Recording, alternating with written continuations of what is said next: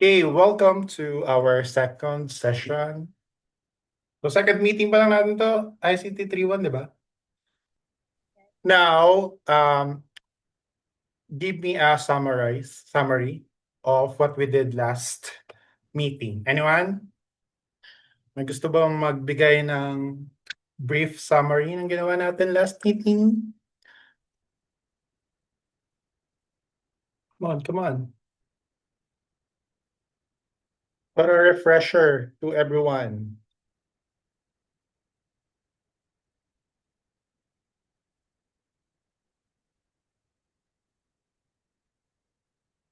Yes, Jello. Yes, please. So, hello sir, good afternoon. So, for the last meeting po, um, of course, we introduce ourselves. Um, we use the activity true truths and a lie. So, ayun, because of that, mas nalaman pa natin yung iba't ibang parts ng mga buhay natin. Of course, na-introduce niyo rin po sa amin yung different concepts po dito that we will be tackling here in the video production, such as the cinematography and different po na yung tip of the icebergs yung alam natin then hanggang sa kung gaano kalalim pa yung matututunan natin in a while.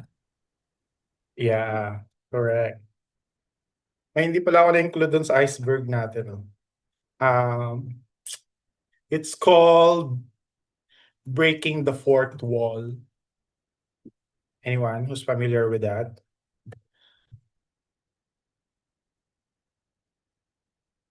Breaking the fourth wall. I mean, fourth wall. The reality. Breaking the reality. May concept na ganun sa video production. Wait lang. It's, may nakakalam ba ng ano? Breaking the fourth wall. Ano ba yung fourth wall? Yeah, si Jello again. Idea lang po sir, pero yung breaking the fourth wall po is parang lagi siyang lumalabas lalo na sa movie na Deadpool po, which is nakipag-interact yung character sa loob ng movie sa audience niya. Yes, that's correct. So, ano yun? In in film or in cinema, there's the concept na, yun yan, breaking the fourth wall. May two school of thoughts, okay? If you are watching the movie. Yung una is wala silang idea na nasa movie sila. Pinapanood natin. That's the traditional way, di ba? Na pag nanonood tayo ng movie, they don't have any idea. Yung movie na yun na is na nasa movie sila, di ba? So it's like Spider-Man. No? Nandun lang siya sa movie, then we're just watching it. Yun nga. And also sa Deadpool naman is, yun, alam niya na isa siyang character na pinapanood ng mga tao. So may yung fourth wall, it's like a nice concept to play around. It's like a thought experiment na what if yung pinapanood natin, alam nila na pinapanood natin sila. Something like that. Okay? So there is one particular movie in Netflix. So it's called Bandersnatch. Anyone nakapanood ng Black Mirror Bandersnatch? So I think that's the first ever movie na you can actually interact. Kailangan hawak mo yung remote control mo pag pinapanood mo siya. It's a good movie. Maganda siya kasi ano talaga siya, breaking the fourth wall. Ikaw mamimili kung anong kakainin niyang cereal. And hindi siya, it's not presented in a boring way. It's like you decide what will happen to that character and it is seamlessly integrated to the movie. Okay? Kung babangon ba siya sa kama sa araw na yon, so that may hawak ang remote pag pinapanood mo yun. So the title of that is Bandersnatch. So it's Really good movie. Okay, so yun lang naman ang trivia. Okay, let's gamify this session, class. You know what's gamify? Integrating gaming elements to the classes, right? To our session. So, if you want to gamify this session, so syempre may mechanics.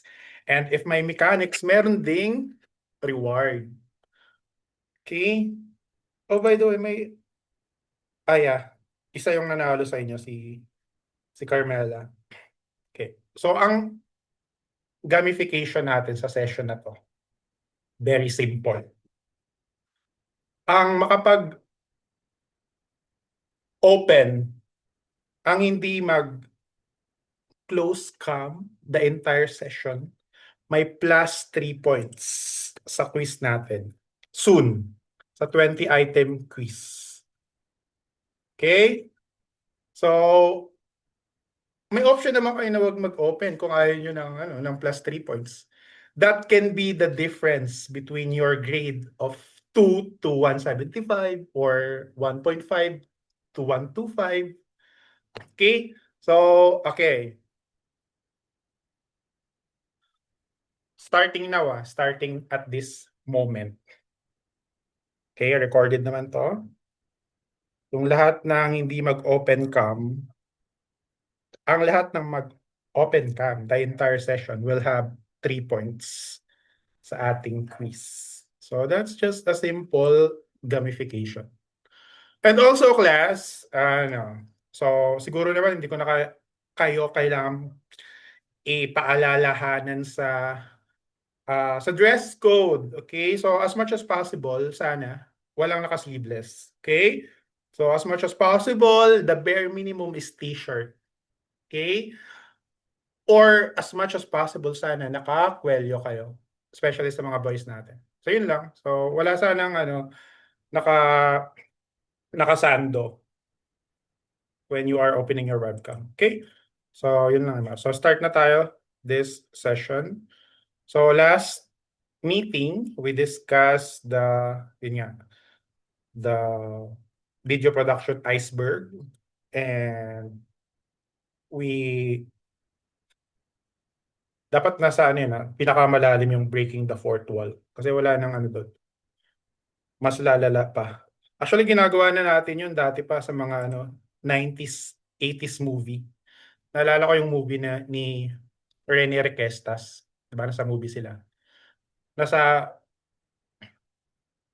Tinuturo niya dun sa character. Okay, pumunta ka dun sa tabi ni Direk. Okay, nandun sa may cameraman. Nandun yung papuntang um, Commonwealth. Yung gano'n, dinidescribe niya yung outside of the movie. So yun, ano na yan? One example yun ng breaking the fourth wall. And sa comics naman, sa comics, di ba? Lumalabas sa mga panel si Deadpool. So ganun siya kakulit. Hindi lang sa movie, nagbe-break ng fourth wall, but to the actual comics. Okay, so for this session, we'll talk about this. Yan. Morphing into a 21st century teacher. Okay, so again, this is mandatory discussion kasi integrated to sa syllabus nyo na during the first few sessions, we will discuss the 21st century teacher kasi 21st century teacher kayo eh. Okay? And our simple agenda is I discuss this, and based from this discussion is your first graded activity.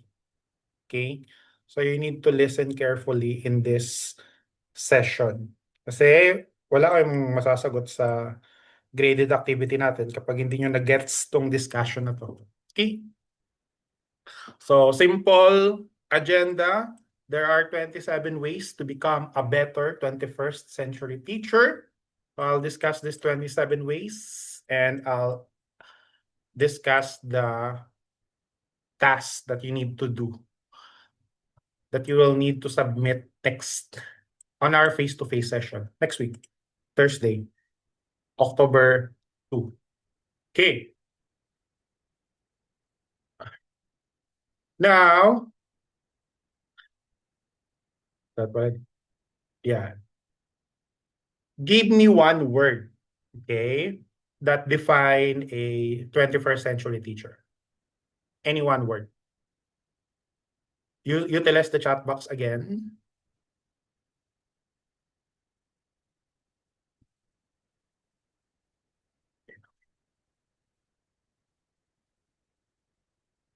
Okay, innovative, creative, adaptive.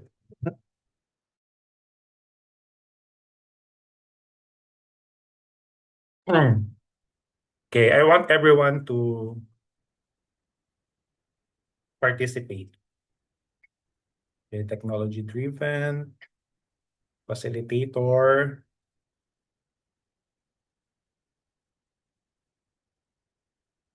So that's your idea of a 21st century teacher.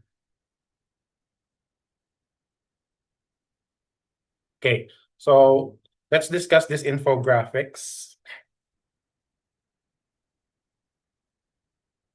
So first one is think. Think beyond your classroom or your subject matter. Okay, so I'll explain this in a form of example.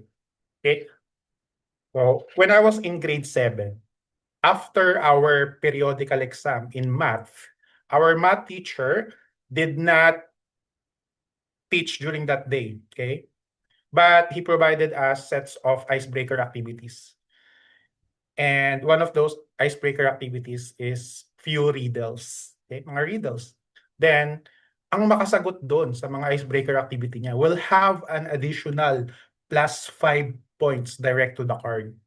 Okay? So, dala-dala niya yung class record niya. May first grading grade kami doon. Ang makakasagot sa mga riddle niya will have a plus 5 direct to the card. Yan, simple mechanics lang. So I think the reason why he did that is because he don't want to um, teach immediately right after periodical exam kasi exhausted pa kami nun. Okay, just imagine the burden of having your periodical exam, then the next day, another discussion about math again. So I think my math teacher, si Sir Abila, nung grade 7 ako, is a 21st century teacher because of what he did. Okay, so yun yan. So think beyond your classroom or your subject matter. Now, one of the riddles that he provided is that paano mo daw mapagkakasya yung 500 people sa isang average size classroom. So sa tingin nyo, paano mangyayari yun?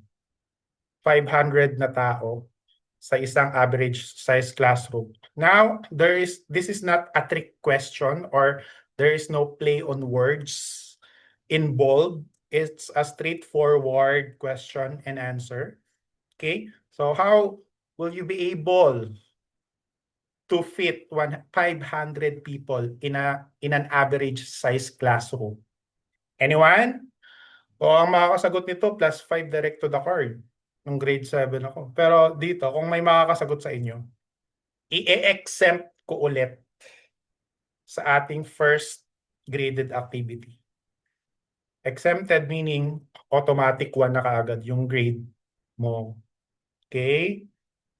So anyone who wants to try to answer it, 500 people in an average size classroom.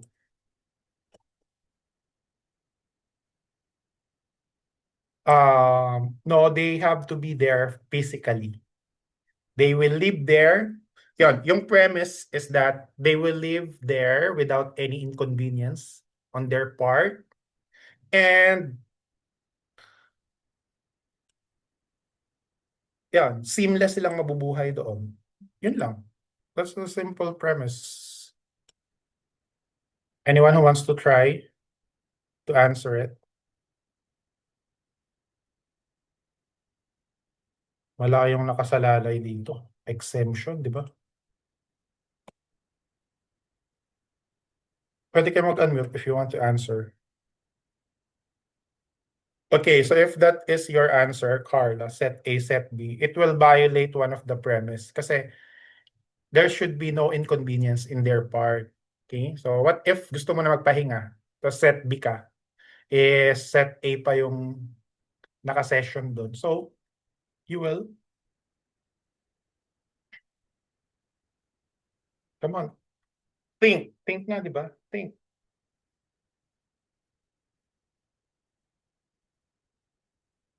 500 people, average size classroom.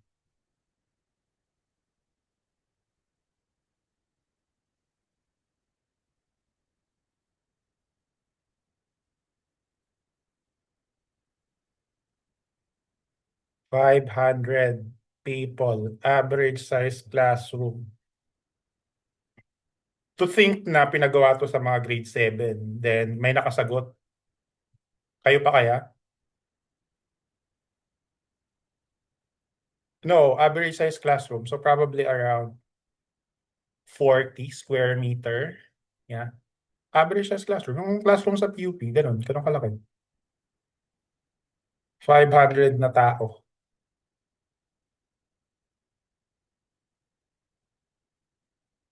Ah, yes, Diana. Ay, Sir, parang imposible pong magkasya yung 500 na tao sa classroom po tulad ng sa PUP. Kaya if ako po yung parang prof po nila, isasuggest ko po na maglipat po kami ng venue na mas malaki tulad po ng sa gym po, ganyan. Okay. As long as the premise is not violated. Okay. You can answer whatever ways you want. So, average size classroom, 500 people. No inconvenience on the part of 500 people. They will live there seamlessly, harmoniously. So, how would you do that?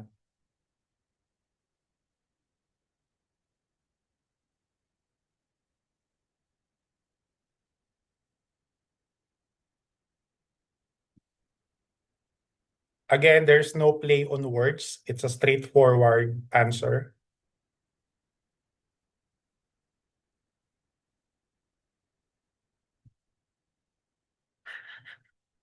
No, normal adult size people.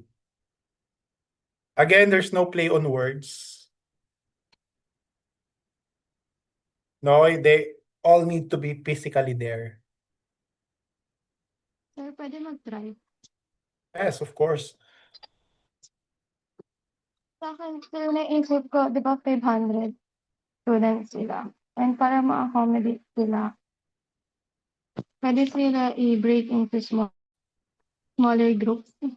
Like, let's say yung average size ng class is, lang, 40 students. Then, di-divide yung 500 na class na tagpo 40. And then, ayun, tagpo 40 bawat classroom. So, may bawat classroom and then may teachers din sa bawat classroom. So, yun, sir. Break them into smaller groups. Right? Okay, so i-divide mo sila. Ano yun? May inconvenience yun sa part din ng mga tao, di ba? So, pwede kang pumunta doon kung kailan mo gusto. Okay? So, walang toka-toka. And walang fantasy involved. So, si Errol, yes. Yung how can you fit people in a normal class, 500 people normal classroom po is buksan lang po yung pinto. Papasokin po sila lahat doon. Okay, so siguro, magkakasya yung 500 tao, pero hindi sila halos makakahinga. So again, inconvenience on their part. So, Eloisa, you want to try? Yes, sir. Yung naisip ko lang po, since wala pong exact number kung gaano po kalaki yung average size classroom, magkakasya po sila since wala pong expected number of people. Average size talaga. 40 square meters. Ganun yung average size classroom. So, sa PUP, ganun kalaki talaga. Yes, Errol?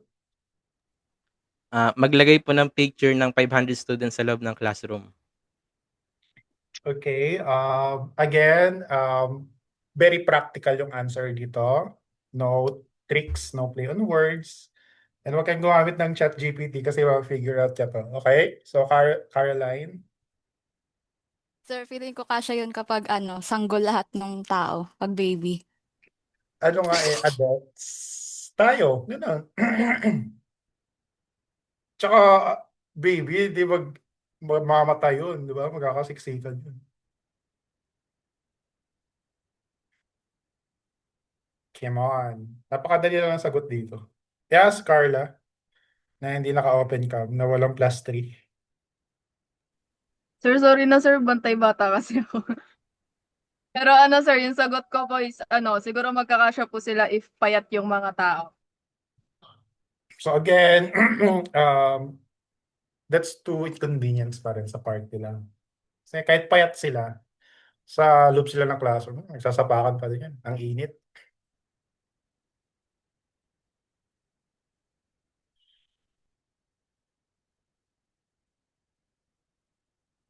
Come on, kaya niyo yan. ICT 3-1. Yeah, Fela May. Try lang sir, papasukin po sila isa-isa, tas attendance, para kapag may umalis po, 500 pa din po sila sa attendance. No. Ang laki ng dito, ng reward. Uno ka na sa unang graded activity. And to think, mahirap yung unang activity natin. Hindi mo siya kayang tapusin ng isang araw. Ganun siya kahirap. Hindi matatapos ng isang araw. Ay, kaya naman, pero mahirap. So, come on, mag-isip kayo. Nice. Ay, Try. niisipin nyo lang kung pag tama yung sagot nyo, di... Try ko. Ay. Go, Desiree. Try lang ulit, sir. Di ba sa isang average size, so, pwedeng sir, naka-zoom, tapos nandun lahat ng participants, pero wala sila physically Physically doon. nga. They need to Ay, be physically there. okay, sir. Physically.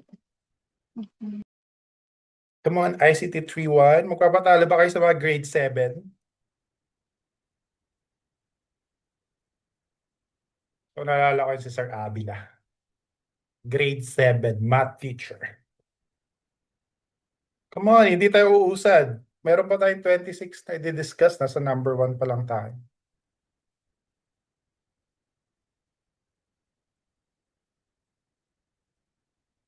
I'll go, Errol. Kanyari po, teacher ako, tapos sabihin ko sa student ko, now imagine 500 people in a classroom. Bali, technically po, meron pong 500 na tao sa classroom inside the head of the students. Again, they really need to be there physically. Okay?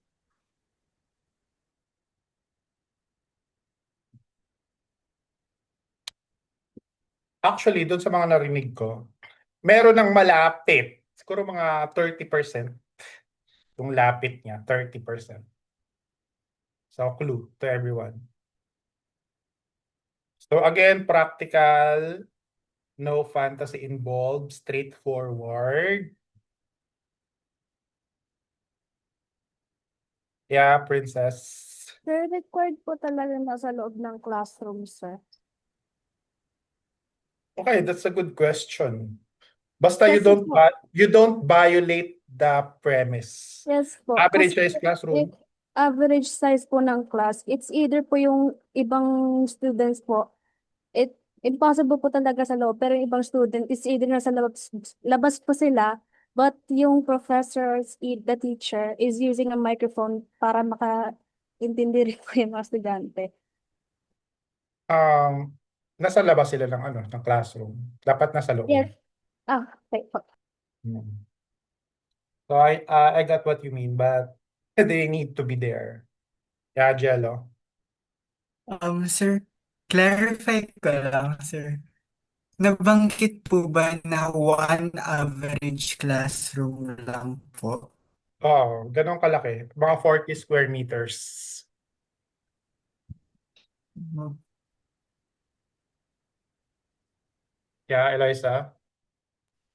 Sir, pwede po ba lagyan ng parang loft bed or parang second floor po yung isang classroom para yung ibang students po nasa baba tas yung iba po nasa taas? Okay, so yun lang yung sagot doon. Second floor. So, ganun lang. Wala naman kasi ibang sagot doon. Diba? So, kahit pagbalik-balik na rin yung mundo, yun lang yung simple practical answer to that. Kasi there's no other way. So, lagyan mo lang siya ng second floor, third floor, yung concept ng condominium, yun yun. Okay? So, there, mabubuhay na ng seamless and harmoniously yung mga tao. Okay, so, yun. So, paki-take note, class secretary na si Eloisa May ay exempted na sa ating first activity. Okay, so yun lang. Lagyan ng second floor. Okay, simple, di ba? Ngayon, class, that event took place more than 20 years ago. Okay? And kaya naalala ko pa siya hanggang ngayon kasi ako yung nakasagot nun. Okay? So actually, binulong ko lang yun. Sabi ko, lagyan ng second floor. Then narinig ni Sir Abela. Hinanap niya. Sino may sabi nun? Sino may sabi nun? So, tinuro ko ng mga classmates ko. Kaya yung grade ko na 79, first grading, naging 84 dahil dun sa event na yun. So hanggang ngayon, naalala ko pa rin siya. So Sir Abela is really a 21st century teacher. Okay, next is, okay, 1 down, 26 more to go. Include the world in your lesson, okay? Literally Skype with your class in a foreign country. So what does this mean? Okay, we already reached the point in time where we can interact to our counterpart. Siguro naman may counterpart tayo start muna tayo sa Southeast Asia. So maybe in Thailand, di ba? Sa Chiang Mai University. Meron din silang BTLED ICT. So we can interact with them and ask them, benchmark with them. Okay, ano yung pinagkakaabalahan nyo as BTLED students here in Thailand? So yeah, we can do that. As a 21st century teacher, you can be able to do that. Especially you guys, magkakaroon na kayo ng maraming, pag mga teacher na kayo, it's possible na maraming partnership internationally. And especially ngayon, mas madali na to travel. Parang isang network na lang yung Southeast Asia. So traveling to to Thailand, Malaysia, Vietnam is very easy. Parang local travel na lang siya soon, okay? Then look for ways to get involved with the community. Okay, so ito naman class, very important to. Sa accreditation. Alam niyo ba kung anong level ng accreditation ng College of Education? May nakakaalam ba? Nasa level 4 na tayo sa accreditation. Okay? And isa sa tinitingnan pag may accreditation is your community, how you give back to the community. Kaya mataas yung level ng co-ed kasi meron tayong sariling preschool. So imagine nyo naman, yung College of Education is parang may sariling school sa loob, which is the CELC. Okay? Yung mga preschooler, yung mga students nun is from the community surrounding PUP. Some of them are anak ng mga employees, mga faculty na nag-aaral doon as preschooler. Ang mga nagtuturo doon ay mga third year co-ed students. So if you are interested, you can teach there. And it's up and running since 1989. Tagal na, di ba? Yung mga alumni nung preschool natin, ng CELC is mga lawyer na, mga doctor na, and they keep donating. Kaya may mga facilities tayo dun sa CELC natin. Okay? So, co-ed ay may sariling school. Kaya mataas yung mga accreditation level natin dahil doon. Isa yun sa reasons. Nakapansin nyo, di ba, class? Sorry. Lahat ng company, organization, universities, they all have services to give back to the community, di ba? Kahit yung GMA, so yung Sagip Kapamilya, Jollibee, they provide school supplies to indigenous communities. So lahat talaga, lahat ng organization, meron silang ways to give back to the community. Kasi class, kawawa kayo kapag walang accreditation level yung pinag-aaralan nyo.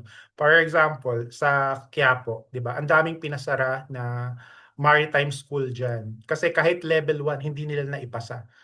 So kahit level 1, hindi mo maipasa, kawawa yung graduate. Kasi kapag ka-graduate ng mga estudyante dun sa college na yon, then walang accreditation school nila, ibig sabihin, invalid yung course nila. So yun yung mga event na hindi mangyayari sa inyo kasi yun, mataas yung accreditation ng College of Education. So kawawa yung mga gustong mag-seaman, then once they graduate, they found out na wala palang accreditation yung school nila. So invalid yung course nila. Okay.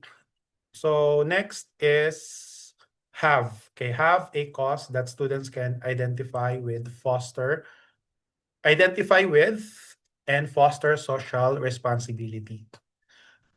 Now, every semester, we can have a theme, okay, that we can live by. Para siyang tenets or motto for the semester. So, I mean, gagawin natin for the whole semester. So, pwede tayong mamili. Ano ba yung mga cause na pwede nating i-pursue? So, probably, animal welfare awareness or environment initiative or awareness about the harmful effects of drinking alcohol or cigarette smoking. So yung mga ganun. We will have a theme for the entire semester that we will follow. So probably isa din doon, anti-bullying, okay, or responsible social media usage, okay? So yeah, we can do that. As a 21st century teacher, we'll implement that. Next is show. Show students people from around the world. Okay, so medyo connected siya sa include. Kasi nga, we already reached the point in time where we are closely connected. So again, we can go to other benchmark to other countries. Go as if we have a budget. Go to other countries to interact with those people who are in the same field as we are. Okay? So next is use. Use technology. Okay, this is given as a 21st century teacher. You cannot survive without using technology. May nakakaalam pa ba sa inyo ng overhead projector or OHP? Raise your hand if nakagamit or nakarinig na kayo ng overhead projector. OHP. Hindi nyo alam kung ano yung OHP, overhead projector. It's like the predecessor of laser projector that we are using. So yung OHP, manual kang maglalagay ng slide. Yung slide, ipapaprint mo sa Teresa, 10 pesos per slide. Then, itatapat mo dun sa ilaw, then mapoproject sa screen. So yung ginagamit sa mga simbahan, yung mga sa makaluma na talaga. Okay? So, ang tawag doon is overhead projector, OHP. Okay? So, would you believe na yun yung teaching demo ko sa educational technology kay Ma'am Soto? Si Ma'am Soto yung prof ko nun. Then, yun yung topic na napunta sa akin. Overhead projector. Pero, kayo class, hindi nyo na alam kung ano yung overhead projector. Ganong kabilis yung technology. Okay? So, ngayon, obsolete na siya. And probably ngayon, yung pinag-uusapan natin is soon, obsolete na rin siya pag mga teacher na kayo. Okay? So, ganun kabilis yung technology. And, yun, use technology. And hindi na din maiiwasan yung paggamit ng AI kasi synonymous na yung word na AI sa technology. Okay? So, sabi nga, dun sa quote, you will not be replaced by AI. Okay? Hindi ka papalitan ng AI. Pero, papalitan ka ng teacher na gumagamit ng AI. Kung teacher ka, ayaw mo gumamit ng AI, then papalitan ka ng teacher na marunong gumamit ng AI. So just like the technology, it's really inevitable to use those technology that we are surrounded by right now. Okay, so work. create lessons where students work with people around the world on a project. It's like the digital version of snail mail. Sinong nakagawa ng snail mail when you are in high school? Yung susulat kayo sa via airmail, may address, then isi-send mo, then hoping for a reply. May gumawa ba sa inyo nun? Siguro kasi pandemic yung era nyo. Kaya hindi na in-implement yun. Pero yeah, that is, ito is just the digital version of that. Okay, create lesson where students work with. So it's like you can collaborate digitally with your counterpart. Next is capture. Let students capture what they are learning through photojournalism, videography, and of course, blogging. Okay, given na to. Again, this is the first time in history na lahat ng estudyante ay merong video capture device sa bulsa nila. Okay, and we are not utilizing it. So, we just assume na, okay, it's the default way of living. Meron na tayong camera phone, pero parang normal na lang siya. Hindi na natin i-utilize. Naalala ko, class, meron kaming training, mga co-ed faculty. Then, isa sa speaker namin, nakakatuwa yung pinagawa niya sa amin. Ang pinagawa niya is right after discussion, right after slides. Sabi ng speaker namin, okay, so tapos na tong slide na to, na-discuss ko na. Everyone in the room, bring out your phone. Pinalabas niya. Then, blog what you learned from that slide that I just discussed. So yun, lahat kami, labas yung phone, then hit record, then yung summary, yung gist ng in-explain niya dun sa slide na yon is diniscuss namin sa phone namin. Okay? Then, ganun lagi yung setup niya. Pagka next slide, okay, bring your phone, then discuss what you learn. Kasi the retention, nag-increase. There's an increased retention to the topic. Kasi nga, di ba? Makalimutan mo man yung diniscuss niya, merong natira, may naiwan sa phone mo na pwede mong balikan. So, nakakatuwa yung pinagawa ng speaker na yan sa amin. Yan sila dean, lahat kami mga faculty, nagbablog kung ano yung natutunan namin sa slide na yun. Then, become aware of good teacher and contact them. Okay, there are great teachers in the Philippines, especially yung nag-talk sa TED Talk. I'm not sure kung familiar kayo kay Sabrina Ongkiko. So si Sabrina Ongkiko, nag-TEDx talk siya sa, I think sa Ateneo. Okay? Then isa siyang mayamang, galing siya sa mayamang pamilya. Apelyido pala Ongkiko, di ba? Then naging public elementary school teacher siya sa Kulyat Elementary School. Then doon niya shinare yung mga na-experience niya as a public elementary teacher. Okay, so shinare niya doon na meron siyang co-teacher na kahit senior citizen na, nag-aaral pa rin kung paano gumamit ng computer para makasabay sa mga estudyante niya. Mayroon din siyang shinare doon na teacher na kahit na araw-araw pag nakikita niya, sinasabihan siya, oh, hindi ka pa ba magre-resign? Kasi ako, resign na ako eh. Pero kahit ganun laging bukang bibig niya, araw-araw pa rin pumapasok. Okay? So there are a lot of inspiring stories inside the elementary school. So yun nga, isa na sa mga issue, of course, very aware naman tayo. Yun, shinare niya lahat yun sa TED Talk and nag-viral yun noong 2018. I'm not sure, mga ano pa kayo, junior high pa kayo. No? So it's a good watch. The TEDx talk of Sabrina Ongkiko. So yun, we need to be aware of those teachers. Next, listen.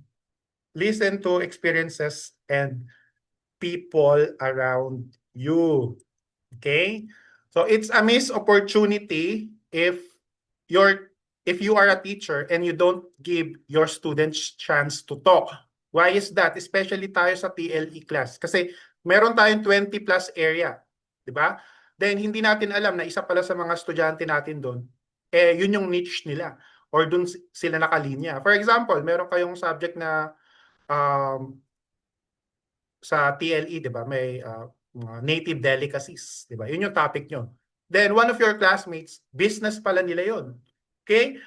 then hindi siya nagkaroon ng pagkakataon na mapakinggan yung side niya about that topic, 'di ba? So it's a missed opportunity. So we need to learn how to solicit answer from the students. Kasi baka ang dami niyang nalalaman sa topic na yon, mga native delicacies, kasi business nila yon, then hindi man lang siya nakapagsalita. So let our students, of course, participate in the class. Then create. Yan, gagawa, related dito yung topic nyo. So you will create something. Okay?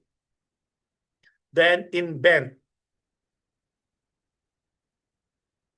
Let students invent new ways to solve all problems. Okay, isa to sa mga problema natin sa Pilipinas. Yung mga copyrighted, mga inventions, yan, mga patent na naka-file sa Pilipinas. Kung ikukumpara natin sa ibang bansa, yung mga naka-file na patent nila doon about innovations is nasa millions na. Okay? Nasa millions na. Pero compare sa Pilipinas, yung mga inventions, patents, and copyrighted materials natin dito, nasa wala pang 10,000. So just imagine the gap in innovation. In South Korea, Japan, USA, nasa millions na yung mga innovation nila. Pero sa atin, wala pang 10,000. So, ganun kalayo yung gap. Kasi lahat yan, pinafile nila. As simple as yung mga user interface sa mga smartphone, pinafile nila yan as patent. Yung pinag-awayan ni Apple at ni Samsung dati. Okay? Kasi kinopya ni Samsung. Di ba kapag sa iPhone, nasa dulo ka na ng gallery mo. Pag sinuwipe mo, di ba parang merong goma na humahatak pabalik? Papansin nyo ba yun sa iPhone? Di ba? Pag dulo na ng gallery, wala nang next. Pag sinuwipe mo siya, parang may goma, di ba? Na may parang dark, nagda-dark, then bumabalik. Pumipitik pabalik. Okay? So, doon nanalo ng lawsuit yung Apple sa Samsung kasi ginaya ng Samsung. Kaya yung mga Android phone ngayon, kapag nasa dulo na kayo ng gallery, napaka patay ng walang animation halos, 'di ba? Dulo lang, wala lang. Pero pag Apple 'yan, parang pumipitik pabalik kapag nasa dulo na kayo. Pag swipe mo tapos binitawan mo, pumipitik pabalik. So, as simple as that, naka-patent 'yun. Okay? So pag kinopya mo 'yon, then yung kakasuhan ka ng Apple. So nagbayad ng $500 million si Samsung dahil dun sa user interface na kinopya nila from Apple. So ganun lang, as simple as that, na naka-file. Kaya umaabot sa millions yung mga innovation sa ibang bansa. Next is, ayan, yung pala, may nakalimutan pa ako sa invent. Okay? One reasons probably kaya hindi na-nurture yung mga idea ng mga Pilipino is the support from the government, of course, di ba? So, ang maganda pa naman sa innovation kapag meron kang na-file na nakapangalan sa'yo, automatic, promoted ka. For example, teacher 1 ka, di ba? Pumasok ka. Then may na-develop ka isang product. So, probably kangkong chips, ointment, na galing sa bigas. Basta may na-patent ka. Yung isa na yon, automatic, one step higher promotion yun. So, teacher 2 ka na kagad. Paano kapag 5 yung na-invent mo, na-file mo, na-patent, di ba? So, 5-step promotion kagad yun. So, teacher 1 ka pa lang, may dami mong na-invento. So, master teacher ka na kagad dahil sa mga invention mo. So, ganun. Ganun yun sa Pilipinas. And kapag automatic promoted kapag may na copyright kang innovation. And be aware that students may know more about technology than you. Ako millennials ako class, kayo Gen Z. So I admit that some of you are more technologically inclined. Pero kayo class, mag-ready din kayo kasi your future students, yung mga generation alpha and beta, mas magagaling sila sa inyo when it comes to technology. Kasi walang point sa buhay nila na wala silang technology. Ako probably first 10 years of my life, walang technology. Okay? Nasa ano lang kami, nasa kalye. Then kayo, siguro mga first 5 years, so grade 1 siguro kayo na-expose sa technology. Then, pero yung mga Gen Alpha, sila na talaga yung mga exposed sa technology. So you don't know, pag teacher na kayo, nagdi-discuss kayo, then your students are cross-referencing your discussion in real time using their smartwatches, di ba? So nakasync yung boses mo dun sa smartwatch nila, and habang nagdi-discuss ka, ino-autocorrect ng smartwatch yung discussion mo. Okay? So yeah, it will happen kasi those students are more technologically inclined to us. Next is incorporate the parent. Okay, so this is more of sa learning management system, LMS. So LMS is like a good LMS or learning management system is like a social media. Okay, so meron dong account yung student, of course, then teachers, of course, then the administrator. But also the parents have read-only access to learning management system. So that's one way to involve the parents. So siyempre, kailangan din nila makita yung progress ng mga estudyante nila. Para yung nangyari sa LinkedIn, di ba? Yung LinkedIn is like professional social media. So ganyan din mangyayari sa learning management system. So that's one way to incorporate the parents. Next is evolve. Be willing to evolve as learning strategies and technology evolve. So if you fail to evolve, you will not continue, okay, as a teacher, literally.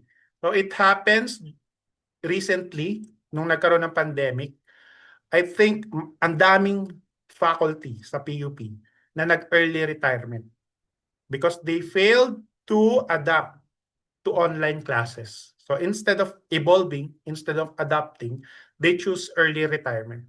Okay? Kaya ang dami nag-resign na faculty during that time. Nag-retire. And it will happen soon na meron na namang update. So imagine nyo class, imagine nyo to. 20 years from now, mga teacher na kayo. Okay? Na-imagine nyo ba? Hindi. Hindi, di ba? Hindi nyo na-imagine na magiging teacher kayo? Okay, so imagine nyo mga teacher na kayo. Then, so since na-imagine nyo na mga teacher kayo, nagkaroon ng memo si DepEd o si CHED. So let's say, iba sa inyo nasa university. Then sabi sa memo, okay, starting this school year, 2045, i-implement na natin yung paggamit ng smart glasses sa classroom. 100%. Lahat ng estudyante, teacher, naka-smart glasses na. Hindi pwedeng walang smart glasses. Yan yung norm. Normal na yon. Then, sabi mo, ay, ayoko ng smart glasses. Hindi ko tatanggapin yung memo na yan. So, syempre, if you fail to evolve to the new technology, what will happen is that you cannot continue your career, literally. Kasi mangyayari talaga yan, class. Ngayon pa lang, di ba, may smart glasses na nirelease si Meta. Di ba? Then the augmented reality will be, that technology exists already, okay, in the medical field. Kasi sila palang nakaka-afford. So just imagine, you are teaching TLE, di ba? So under TLE, may automotive. So you are dissecting vehicle inside a classroom, but using smart glasses. Okay? So it is happening now in the medical field. Instead of buying cadaver or dead body sa mga morgue, dinadissect na lang nila yun using augmented reality. Okay? Kasi sila yung can afford. Pero as time goes by, yung technology na yun is accessible sa madla. So 20 years from now, very normal na lang yun. Okay? Hindi pa siya nagagamit ngayon kasi of the device constraint. So for example, sa loob ng classroom, meron tayong evacuation plan, di ba? Napapansin nyo ba yung evacuation plan sa classroom? Okay. So kung naka AR or augmented reality enable yon, okay? Itatapat pa natin yung cellphone natin.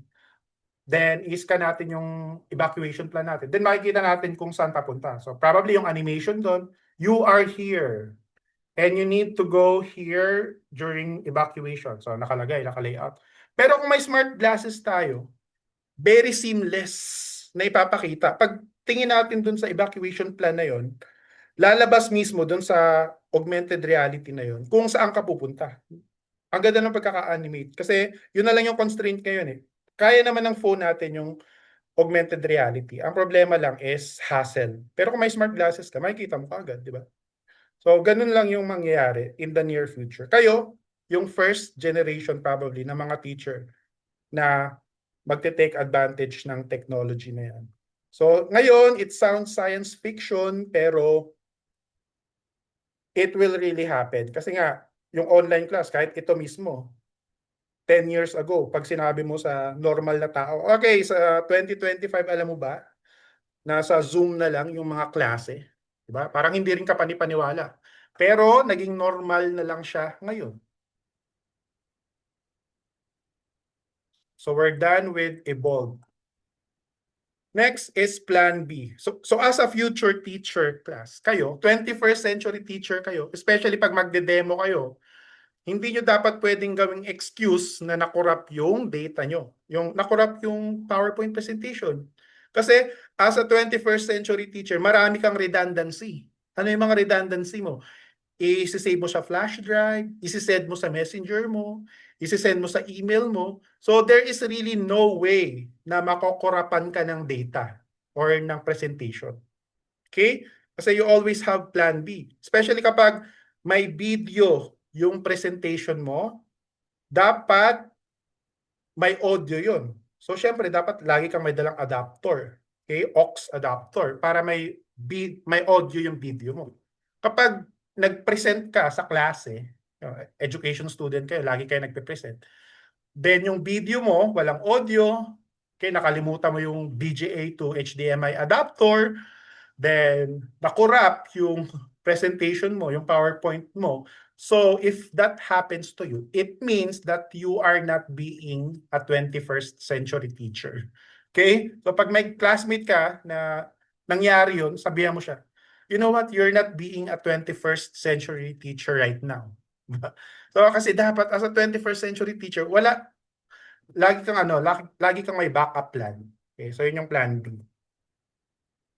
Then, yun, practice technology, using technology before the class begins. So yan, related din siya dun sa plan B. Dapat lagi kang chine-check yung mga projector. Okay, pag nag-fail yung projector, meron kang TV. Okay, gamitin mo yung TV. Kapag nag-fail yung TV, gamit ka ng manghiram ka sa co-ed. So lagi kang may redundancy. Ako, yung redundancy ko sa co-ed is meron akong 40-inch flat screen TV, meron akong projector. So pag nag-fail yung dalawang yon, last resort ko na yung manghiram ako sa co-ed. So it will always have redundancy. Kung wala yung co-ed, sarado yung co-ed, another last resort is magre-rent dun sa lagoon. Next is, saan na tayo? Team up. Create a teaching and learning system within your class. Okay, ito class. Possible tong framework, especially sa TLE. So, hatiin mo yung klase. Then, tuturuan mo ng isang concept, yung group 1 na yun. Then, the other group, tuturuan mo rin ng isa pang concept. Then, you will ask each group to teach that concept to each other. Bakit? Why that framework exists? Kasi, ang life hack class, if you want to learn something, learn it as if you are going to teach it. So the retention will increase. Nakapansin nyo ba yung class? Kapag mayroon kayong gustong pag-aralan, pag-aralan mo siya as if ituturo mo siya. Pag ginawa mo yun, ang taas ng retention. Kasi wala kang choice eh. Kailangan mo maintindihan yun kasi ano ituturo mo. So that's the the trick. If you want to learn something, learn it as if you are going to teach it. So where are we now? Nasa arts na tayo. Ikaw eh. Integrate and allow students to express themselves then through arts. So again, may idea siguro kayo sa activity natin related sa arts yung gagawin natin. Okay. Next is risk. Okay, I need your participation here. Tell me an event. Ito kasi sa class. Pag education student kayo, magpa-flashback lahat ng mga pinagagawa ng teacher nyo sa inyo. Totoo yung class. May mga professor ako sa PUP na napaka-weird. May isa akong teacher sa, I think sa world literature. One time, pumasok siya sa klase. Then naglagay siya ng parang shot glass sa table, 3 shot glass. Yan. Then, may nilagay siyang parang dugo, pero parang red substance yan. Then, she asked, sabi niya, any volunteer who wants to drink this? Anyone? Okay, may 3 shot glasses dun sa table dun. Gusto niya painom sa amin. Pero may isang nag-volunteer. Ininom. Then sabi niya, malinamnam daw. Ang weird yung description niya. Malinamnam. Then, ininom niya pa yung pangalawa. Ininom niya ulit. Nasarapan. Tapos, may isa na nag-volunteer. So, naubos na yung kulay pulang substance dun sa table. Then, sabi ng prof namin, si Prof Parambita. I'm not sure kung prof niyo siya ngayon. Nakikita ko pa yun eh. Nakakasalubong ko si Ma'am Parambita. Then, sabi niya, ano daw yung dugo? Dugo yung pinainom niya sa amin. Then, yun daw yung sikreto niya kung bakit 40 na siya, mukha pa rin siyang 20. Kasi, pero totoo naman, 40 na siya noon, pero ang kinis na mukha niya, mukha siyang Korean, pero mukha siyang nasa late 20s lang. Yun daw yung sikreto niya kasi vampira daw siya. Okay? So, syempre, nagjo-joke lang siya. Ang laman nun is tomato juice. Unsweetened tomato juice. So, tama naman yung description ng classmate namin na mali naman na. So, yun lang daw, pero totoo, iniinom niya yun para kuminis yung mukha niya. So, nakakinis pala ng mukha yung tomato juice. Then, may isa naman akong teacher, business math. Pag nag-exam kami, may dala siyang CD player. Tapos nagpapatugtog siya ng mga boy band. Mga Backstreet Boys, A1, Westlife. Habang nag-exam kami. So, ay, wala lang. Weird lang na that happens. So, yun. Class? Share something that your teacher did na sa tingin nyo risky pero necessary for you to learn. Okay? So, mag-isip kayo, class.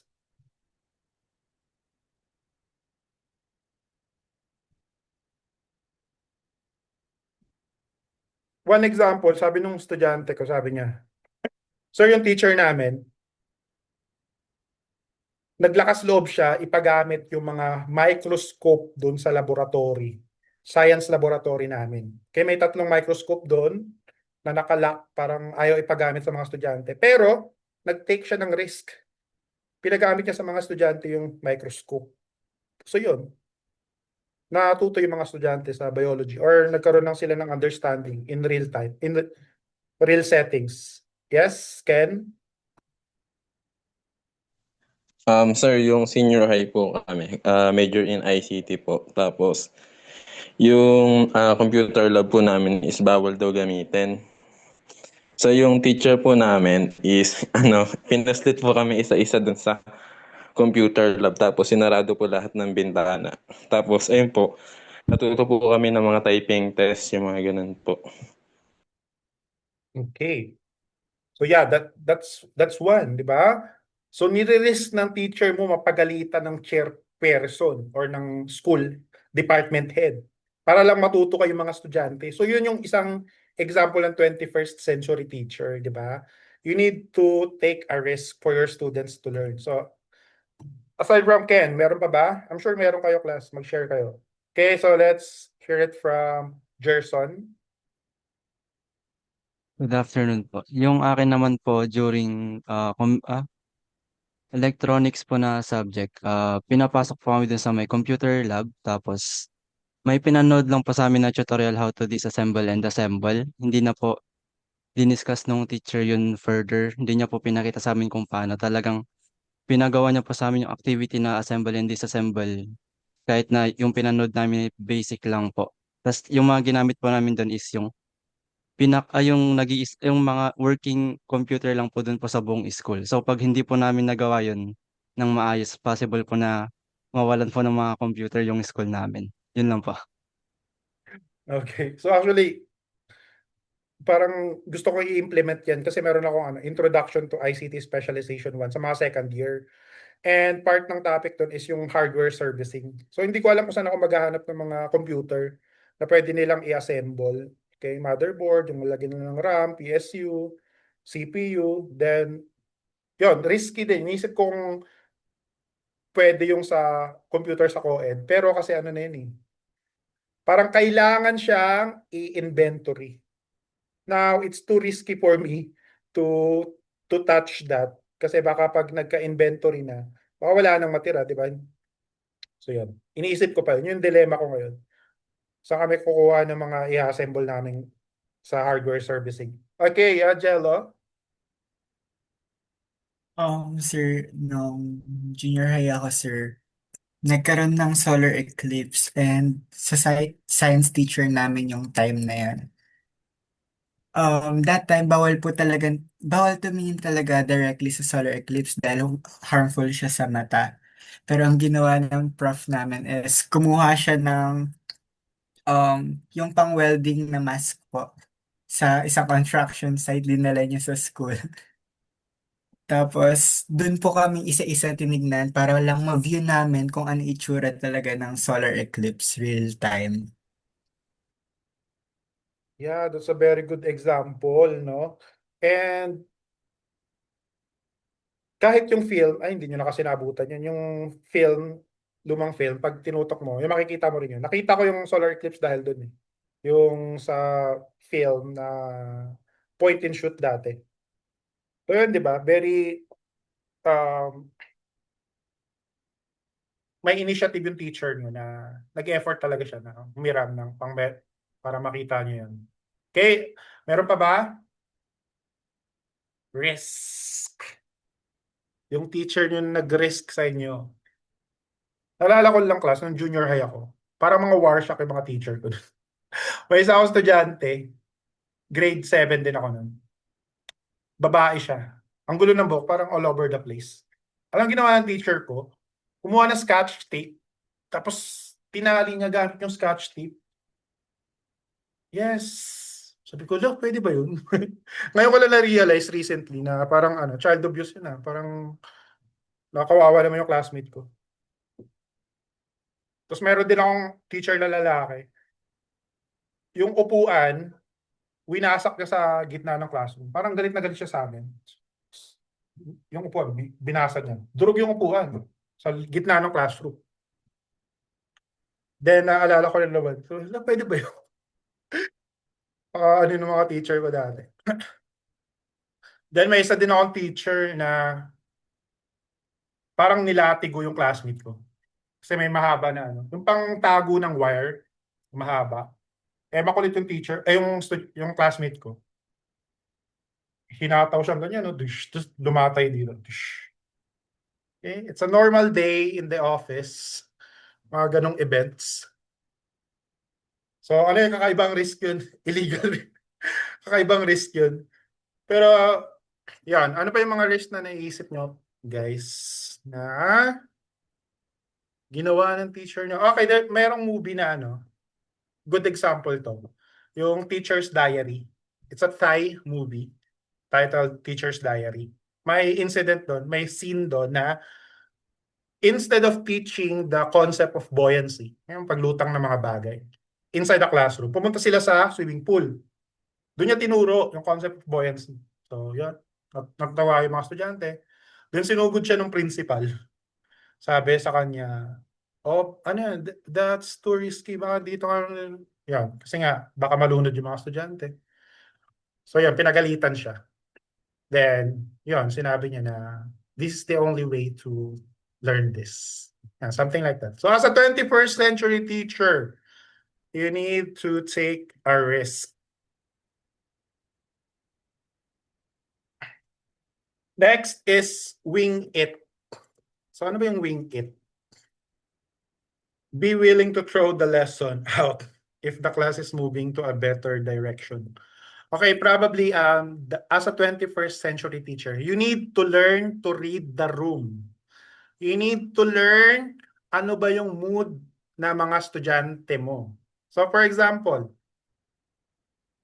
nagkaklase ka, nagdi-discuss ka, pero yung mga utak ng mga estudyante mo parang wala na sa loob ng classroom. Parang ano na, nasa vacation mode na sila. Probably December, December 16, nagkaklase pa kayo. Then, napansin mo sa mga estudyante mo, parang wala na sa wisyo ng mga estudyante pa. Siguro galing itong simbang gabi. Pero kasi may klase pa eh. So, yan, naisip mo na, okay, siguro next year na to. Diba? Okay, class, I'm sure wala na kayo sa sa wisyo. Wala na kayo sa katinuan magklase pa kasi December 16 na. Christmas mode na kayo. So let's have a different activity instead of discussing this. Yung mga ganong incident, di ba? So as a teacher, you need to learn to read the room. I-check nyo kung ano yung status ng mga estudyante nyo. Kung ready ba sila to learn. Or if not, then we'll have to wing it. Next is the RRR. Or it stands for, sino nakakalam ng RRR? RRR. It's actually weird tong abbreviation kasi it means reading, writing, and arithmetic. Pero RRR yung nilagay nila. So, as a 21st century teacher, dapat you don't forget the basics. Okay? So, as a 21st century teacher, hindi ka nalilito sa its and its na may apostrophe. Hindi ka nalilito sa there, and there. Okay? Dapat di ka nalilito. Automatic na sa inyo, pag pumunta ka ng mall, nakita mo 800 pesos, then 10% off. So, alam mo na agad, automatic, i-compute yun sa utak mo. Kaya yung mga basics, do not forget the basics. As a 21st century teacher, dapat alam na alam mo yun. Kasi teachers are the most respected part of the community. Napapansin nyo ba yung class? Kapag sa street nyo, alam nyo na yung bahay na yun, may nakatira doon teacher. Diba usually sinasabi ng mga tao, huwag ka mag-ingay dyan. Teacher yung nakatira dyan. Diba, baka nagkaklase or something like that. They always have that. So, kailangan natin panindigan yun na yung mga basic na bagay dapat automatic na sa atin. Next is collaborate. Alam nyo ba class na nakakatuwa kasi dun sa hindi nakakatuwa or interesting pala na malaman na if you collaborate to your co-teacher and your co-teacher refuse collaborating to you based on the code of ethics of professional teacher, that's unethical.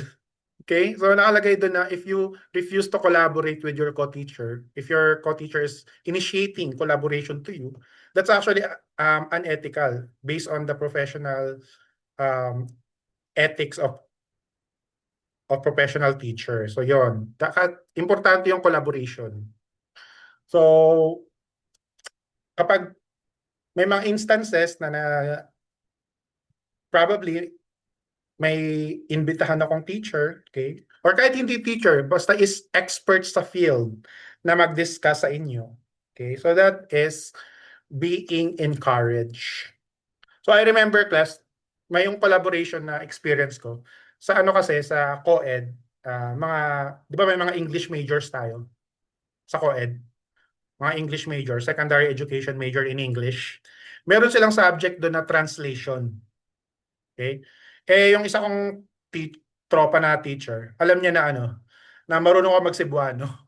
So, ba marunong ako mag-Cebuano? May subject kami na translation, ka sa amin, mag-resource speaker. Sabihin mo lang mga interesting things about the difference between Tagalog and Cebuano. So, yun, pumayag ako. Nag-discuss ako sa lahat ng third year na may translation na subjects. Okay, so may mga lang naman, malilit na mga nakakatuwang bagay sa Cebuano and Tagalog. For example, yung langgam, di ba? So thumbs up nga ako kung may marunong mag-Cebuano sa inyo. Yung langgam sa Tagalog is of course langgam. Pero sa Cebuano, yung langgam is ibon or anything that flies. So if someone shout langgam, Tagalog will look down. But in Mindanao, they will look up. So see the difference there? Same country, two very different language. Another one is yung nindot. Sino nakakalam ng meaning ng nindot? Di ba parang negative siya sa Tagalog? Pero pag sinabihan ka ng nindot sa Mindanao, huwag ka magalit. Ang ibig sabihin nun ay, anyone, may nakakalam ba? Yes, it means cute. Okay, so pag sinabihan ka ng, ay, nindot kaya ka, ibig sabihin maganda ka. So yun, that's one. And, ano pa ba?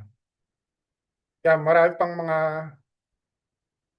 yon yung word na libog, di ba? So ano ibig sabihin ng libog sa Cebuano is nalilito.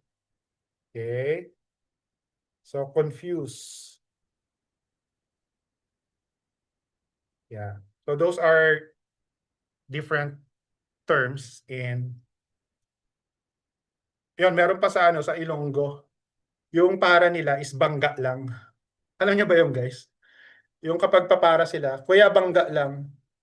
Kapag pumunta ka sa Manila, sinabi mo bangga lang. O, di ba, delikado yun. So, kuya bangga lang. And I remember yung pinsan ko, nag-OJT siya sa GMA. Galing siya sa Mindanao. Then, hindi niya alam yung word na para. So, hindi niya alam kung paano pahintuin yung sasakyan. So, ang sinabi niya sa jeepney driver, pakihinto ang sasakyan sapagkat kami ay bababa. So, yun yung sinabi niya. Alam niya sabihin yun sa Tagalog, pero hindi niya alam kung tama ba. Pero yun lang yung way para masabi niya. Yun, huminto naman yung jeep. So yun, collaborate is important as a 21st century teacher. One example again dito is nung may audio production kayo guys and next sem. So probably ako yung magiging teacher niyo doon. Then I invited one actual DJ to discuss some DJing concepts and best practices. So yun, possible yun. Mga experts sa industries, it's invite ko to talk to you. Next, design. Design. Let the students design the lesson. Ang naiintindihan nyo lang, class, is nakadepende sa naiintindihan ng teacher. Yung teacher naman, hindi siya all-knowing. Hindi lahat alam ng teacher. Diba? So, we need your interpretation on particular topic. So, kayo naman, don't be too timid to share what you know about a certain topic. So, design. Let the students design the lesson. Kasi minsan nasusurprise din yung mga teacher na kapag may sinabing bagay yung estudyante, alam mo nga hindi ko naisip yun Tama yan. So, i-explore natin yung bagay na yan. Kasi, it's not everything na ang edge lang ng teacher sa mga estudyante is yung experience nila.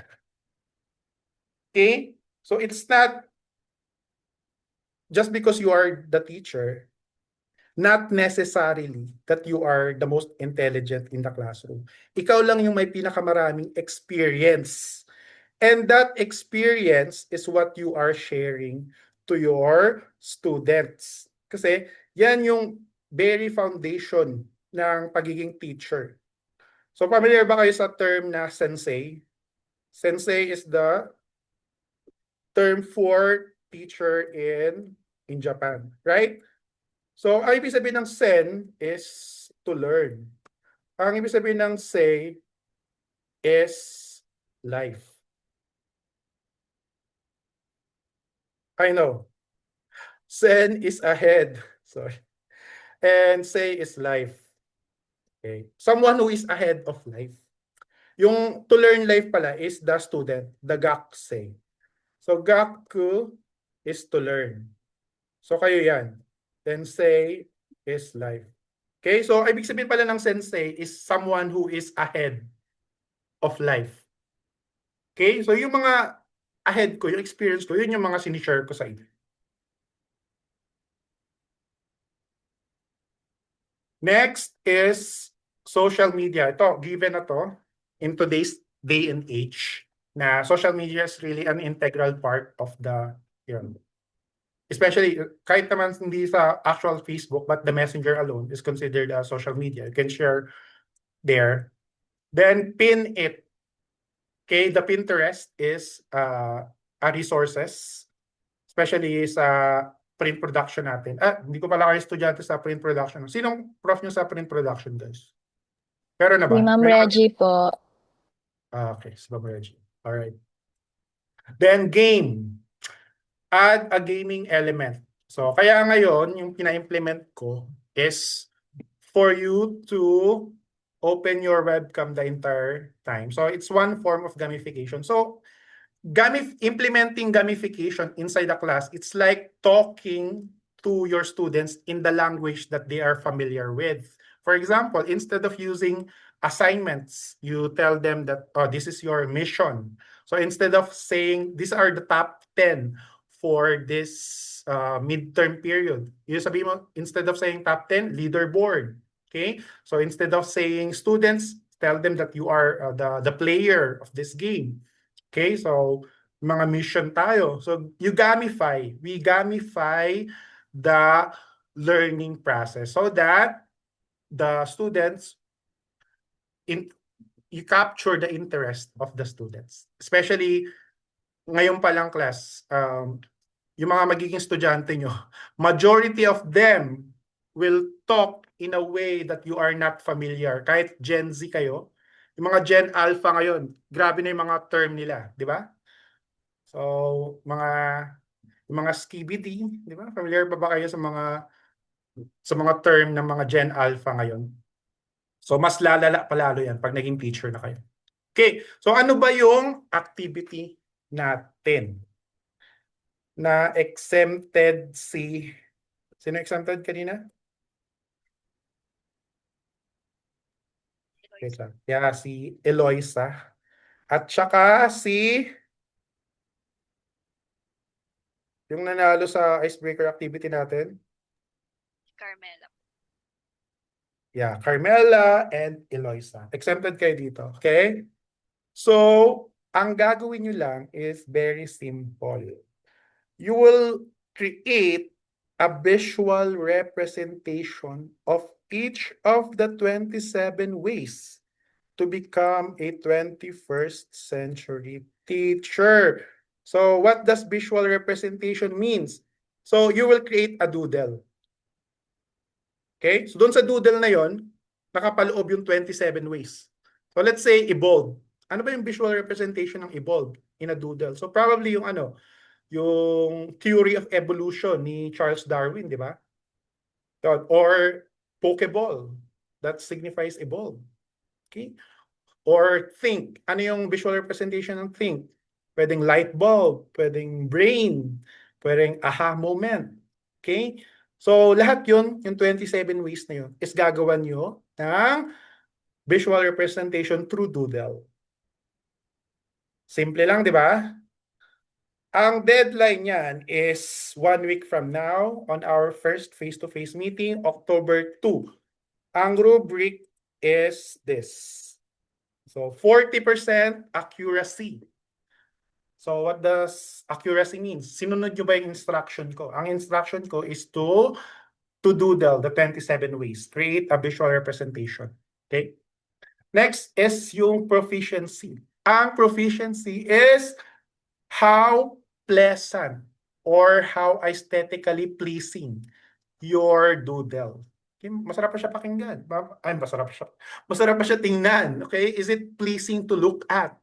So, ang gist ng doodle nyo is if someone who is not familiar, don't have any idea, will look into your doodle, ang impression niya doon, okay, this doodle means someone who is a modern teacher, okay, someone who is technologically inclined. So yun yung impression niya. Okay? So ilalagay lang siya sa 1/4 bond paper.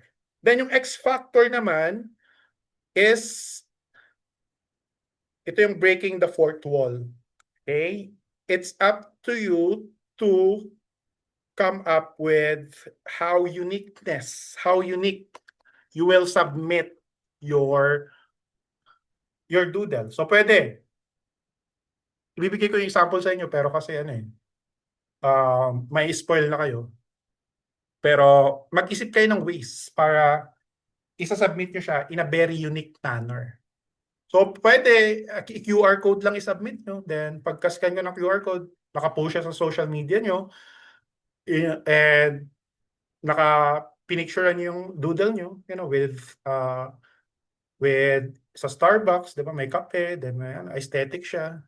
So yun, pwede yun kasi that's your X factor. Okay? So pwede nyo ring sunugin yung papel nyo, then saka nyo i-submit. Kasi pero maganda tingnan. So pwede rin yun. So perfect kayo sa X factor. So that may X factor kayo sa pag-submit ng activity na to. Okay? And so pwede rin naman, huwag na kayo mag-submit, di ba? Sabihin nyo lang, sir, ako na po yung 21st century teacher. Na-embody ko na po siya. So pag nakikita nyo po ako po yung 21st century teacher. So perfect yun sa X factor. Pero wala akong checkan sa accuracy tsaka proficiency. So zero ka pa din sa accuracy and proficiency. Pero perfect ka sa X factor. So yun, it's up to you to submit it. So that's the simple rubric. Okay? So yun lang yung simple activity natin. Ang ating first ever graded activity sa yun, actually cover na nga to kung magkahiwalay yung subject nyo sa call center basic tsaka video production, twice i-discuss to yung 21st century teacher. Pero since isa lang, then yan, ito lang yung discussion natin. So we'll start the actual discussion about video production on Thursday.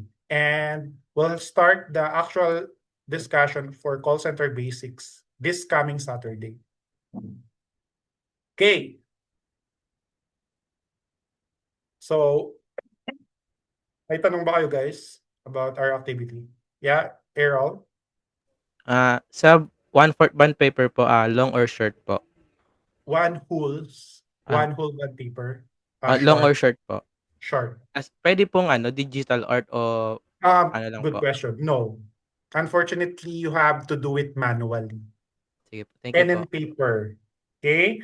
So, kung part ng theme nyo is black and white, so pwede naman yun. Naka-black and white. Pero ang part ng theme nyo is colored, pwede din yun. So, it's up to your theme kung kailangan manual na kasi kung face-to-face natin to gagawin, papadala ko dapat kayo ng mga coloring materials. Then, sa loob natin ng classroom gagawin to.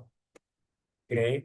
If it's face-to-face, since hindi, naging assignment siya, isasabit nyo siya sa October 2. May tanong pa ba kayo guys? No more?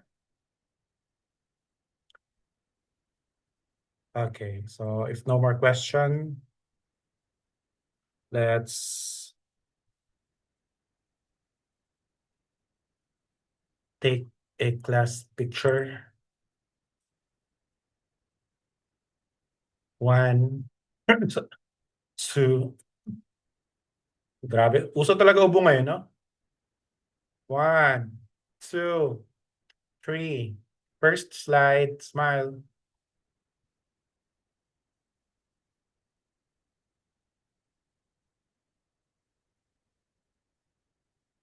Okay, second slide.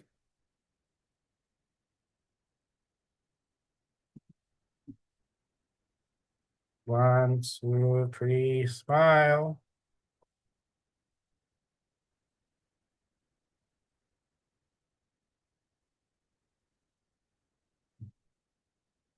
Okay, so see you this coming Saturday. And madami tayong call listening na gagawin and orientation about how it will go. So marami tayong gagawin sa Saturday. Okay, so don't be absent. See you on Saturday, 10:45 a.m. And goodbye, ICT 31. Thank you, sir. Thank you Thank you Bye. po. Thank Thank you you po. po. po, sir.